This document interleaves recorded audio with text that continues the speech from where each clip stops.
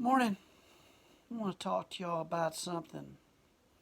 The concept is throwing bottles at each other and how throwing at bottles at each other, what we're doing in this country right now, is just making it worse. Let me tell you what I mean by that, by a quick story. I have a radio show called Hug Out America Live, and I had a former neo-Nazi come on the show named Frank Meeink. And he got out of prison. And within the prison system, he had a network that was taking care of him. So even when he had gone to jail from beating the crap out of people, probably killing people, doing mean-ass shit to people, even when he went through all that, when he was leaving the prison system, he was going to go back to being a neo-Nazi, but he didn't have a job. He didn't have a job. So this friend said, man, this guy's got a job for me. I said, sure, I'll take it. Because one catch, he's Jew. He's a Jewish guy. And Frank's like, what? He goes, well, you can have the job, but number one rule is don't break his furniture. So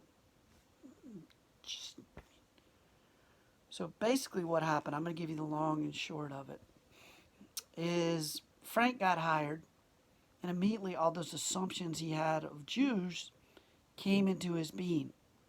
So when he got time to pay, he would goat the guy and egg him on and say, you owe me money for the week. Yet you owe me this, you owe me that, thinking he's going to shortchange him. This assumption that we talk about Jews, that they're cheap and they do this. Had all these assumptions of Jews. Well, every week, at the end of the week, he would give him his paycheck. See you tomorrow. He'd always count it. I know he didn't give me all my money. I know he shortchanged me. It'd be there. The guy would drop Frank off at his home. Be gone. One day, came work and doing his job, and he's lifting furniture, and this table, glass table, slipped off, broke on the ground in the glass. Number one rule when he's hired, don't break the furniture. So he's thinking he's going to lose that job. End of the day, boss drives him home, completely silent the whole way. Man, he's going to take my job. He's going to lose my job.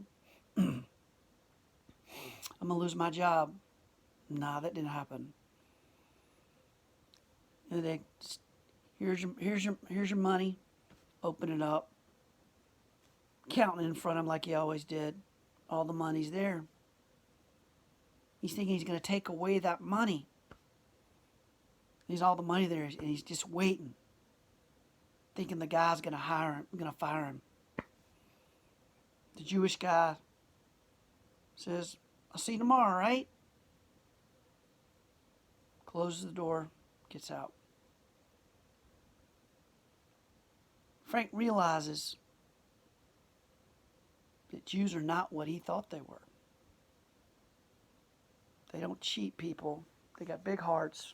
And all these ideas that had come in his head through a really tragic childhood. I can tell you that firsthand from talking to me, going through a lot of shit.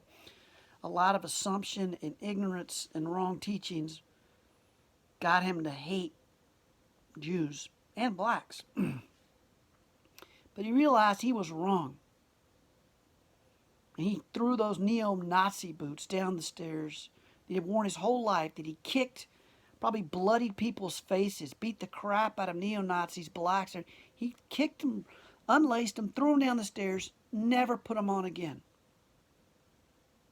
You know why? And now this guy, Frank Meeink, not only that, he marches in Black Lives Matters protests. And he was a neo-Nazi. He hated blacks, he hated Jews, and now he's marching to support blacks. And so now, he doesn't do that. But he never would have done that if that guy had thrown a bottle at him. And what I mean by that is I'll never forget what Frank told me. He said we would do neo-Nazi marches. And he was pretty high up in the league. He's a smart guy. And he would, I don't know I forgot what he told me the different ranks are, but he would be in the front of the parade and be marching down the street. I think this was in the Philadelphia area. Back then, the neo-Nazi marches would march. And somebody would throw a bottle at him. And he'd look at, hey man, that guy threw a bottle at me. I'm going to go over there. I'm going to kick his ass. And that's what we're doing today. We're throwing bottles at each other with our words. We're saying you're a racist, you're a sexist, you're stupid, you're an idiot. And maybe that's because we're on social media all the time and we get this courage where we have no accountability for what we're saying, and we say something and then we keep pushing it and pushing it, and we say things we wouldn't say in person. Maybe it's that. Maybe it's a lot of things. But it's wrong. Because when somebody throws a bottle at you, you're going to throw it back at them. That being words. And those things, those words are changing with their actions now. We can see that in the Capitol riots. So those Trump supporters, those people probably had a lot of bottles thrown and they're throwing them back. They went too far, made more than throwing bottles. Now they're in jail. They're prosecuted as they should be. But this guy, this Jewish guy, did what we all have to do. We have to hug out hate. We have to throw our arms around people we hate. Because this Jewish guy, this person who hated his very existence, who bought into that whole idea of Germans and Hitler killing millions of people, he threw his arms around this guy. He threw his arms around Frank and gave him a job. And now Frank's not a neo-Nazi anymore. And he's getting other people not to be neo-Nazis. That's how we get racism. That's how we get rid of white supremacy.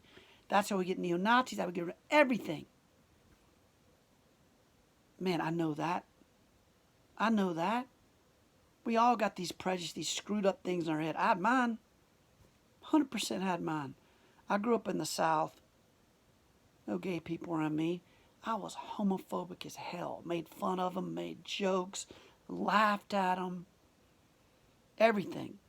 Because I didn't get them. I didn't understand it. I was bewildered by it. So I had all these assumptions in my head. I made fun of it. I was scared of it. I moved to California, man. California, I live in the San Francisco area in advertising. All those prejudices, all those assumptions and ignorances, they are gone because you learn that gay people are no different than anybody else. They just want love like we all want love. They want love. We want love. And those white supremacists, those racists, those neo-Nazis, they're ignorant and they don't get it. If they do get it, that's how it'll disappear. It ain't going to disappear you throwing a bottle at their head. It's only going to affirm them what they're doing and do it more. Have to be like that furniture store owner.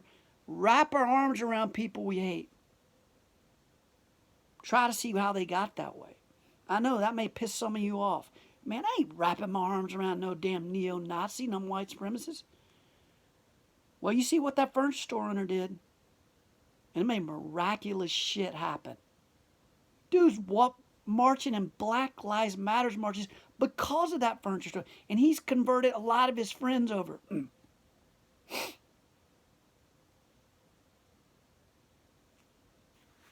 Daryl Davis, same way, another guy on my radio show. Wraps his arms around KKK supporters. Convert over 200 KKK members to voluntarily leave the Klan. He wrapped his arms around his mind to see who they are, get rid of those prejudices. We can't be throwing bottles at people we don't understand because they'll want to come over and kick your ass. And then you'll just be kicking each other's ass and people be dead and dying. That's where we're headed. So we need to start understanding people we disagree with, wrapping our arms around them. Talking to people you agree with, that's the easy shit. Man, anybody can do that. Talk to people you disagree with. Try to understand why they think that way and how they became that way. And maybe it's wrong and maybe it's right. But you can tell them your experience and not judge them by listening to theirs. Man, I do it in my gallery. I get, I've had 2 sex offenders come in my gallery. And I don't know why they tell me their stories. I don't know why people tell me their stories, crazy stories, but they do. I think it's because I try really hard not to judge people and just let them talk. And it says on the front of my gallery, it says, all are welcome here, no matter your politics or anything else. And I mean anything else. And I give them a path to move forward. I don't want to chain people to their past. I want to give them, if we chain people to their past, they can never move forward and better themselves. If we do this cancel culture crap and we ruin people's lives, they will never be able to better themselves because we never give them a chance. So people come in my gallery, I give them that chance. And it was hardest when those sex offenders come in. They tell me their story about things they've done with young girls and young boys. And I have 2 girls, and I am steaming inside. I am steaming. And I want to wring their frickin' neck. But what I know is they've been called a lot of shit. They know they did stupid shit. And me telling them they are wrong and what they did is wrong, they know that already. Am I going to let them do it again? Am I going to give them the opportunity? Hell no. If they try to do it and I'm going to put them back in their place and call them out and say no, but I'm going to give them a chance to move forward. So they tell me their stories. And those people come back in my gallery, and I got my eye on them. I got my eye on them. But I understand. They tell me their story and how they got that way. And how they got that way, probably lack of love in their life, hated unfairly, taught wrong, treated like crap as a kid like Frank Meeink was by your parents. Parenting's everything, man. Love your kids, man. Love them. Love them like you want to be loved, man. Love them like you want to be loved. But if we don't give those people a second chance, they'll never better themselves. If we demonize people, if we try to see the horns in them, they'll give you the horns right back. They will gore your ass. But here's the reality that I have seen. Talked to a lot of people in my Hug It Out move, 23 states, all different kind of minds. What I've seen, there's good on one side, there's bad on the other. Somewhere in between that line lies humanity. Some people are more good, some people are more bad. But nobody's completely evil and nobody's an angel.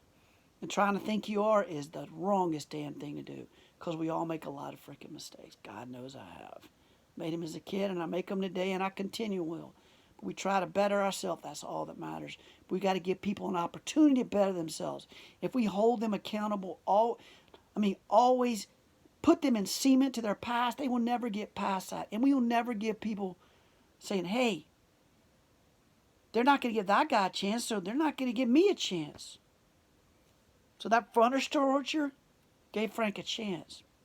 And other people saw, wow, they gave him a chance. They gave me a chance. So thousands of people, maybe not thousands, but lots of people now are not going to be neo-Nazis because of that. Or they'll leave it because Frank did it. Lots of people who were KKK members that Daryl Davis talked to and understood left the KKK. Because they saw Daryl Davis and they was, wow, I was wrong about blacks. Because Daryl Davis is a smart son of a bitch. Super talented, great guy, calm, amazing. They say, wow, I was wrong about blacks. This guy's amazing. And he's giving me a chance. Hey, look at this guy. Boom. Man, KKK, I'm done with that. I was wrong. Frank neo-Nazi, I'm done with that. I'm throwing my boots down the stairs. But if we throw bottles at each other all the time, that ain't going to happen. You know what's that going to do? If we do that, that's going to get more people to be white supremacists, more people to be KKK, more people to be hateful. Because what happened at the Capitol is people throwing bottles at those people. Bottles at the people, whether they were right or wrong. At some point, they were throwing those bottles wrong. I guarantee it. No, it was not right. Yes, like I said, they should be prosecuted. They should be put away. But we need to stop thinking about, we need to figure out why they did that and make sure that doesn't happen again. Because if we start looking at every Trump supporter as a white supremacist and see the things that everybody in those Capitol riot people is every Trump supporters, we are only fueling more racism, more white supremacy, more neo-Nazi. Because we are unfairly judging people who are innocent. So if we take people's jobs away from people just from being a Trump supporter, or we start smearing them or calling them racist just because they're wearing a hat,